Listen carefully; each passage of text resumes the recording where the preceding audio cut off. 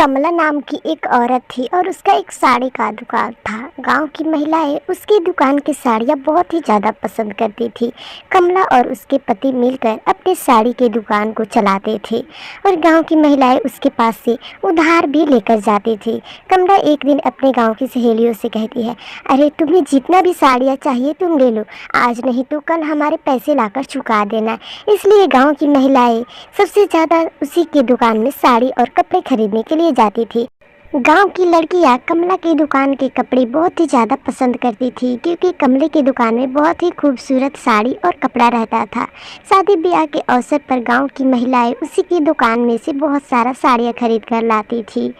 एक दिन की बात है, सुबह का समय था और कमला के पति उस दिन घर पर नहीं था, इसलिए कमला अपने कपड़े की दुकान को चलाने के लिए जाती।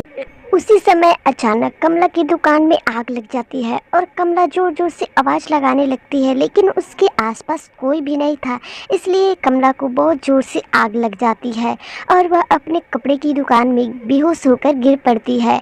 कुछ देर के बाद उसकी मृत्यु हो जाती है और मरने के बाद कमला की आत्मा एक चुड़ैल बन जाती है और वह चुड़ैल अपने कपड़े की दुकान को देखकर रोने लगती है और कहती है, आज के बाद मैं अपने कपड़े की दुकान को यहीं पर रहकर रखाऊंगी ताकि यहाँ से कोई भी एक भी कपड़े ना लेकर जा सके।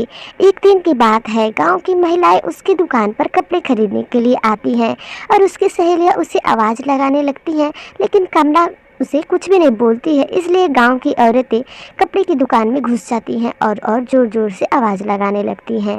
तभी उन लोगों को पता चलता है, अरे लगता है इस कपड़े की दुकान में कोई नहीं है, चलो 4-5 साड़ियाँ चुरा कर लेकर चले जाते हैं। तभी वह चुड़ैल चुराने के नाम पर और दौड़े दौड़े आती है और उन सभी औरतों से कहती है, अरे तुम लोगों का इतना हिम्मत जो तुम लोग मेरे कपड़े की दुकान से और साड़ियाँ चुरा कर ले जाओगी। तुम लोग को पता नहीं है, मेरे दुकान में बहुत ज़ोर से आग लग गया था, इसलिए मैं जल गई और जलने के कारण मैं एक चुड़ैल बन गई हूँ। तुम लोग मेरी दुकान से कुछ भी नहीं ले जा सकती। इसलिए गांव की महिला बहुत ज़्यादा डर कर वहाँ से भाग जाती है।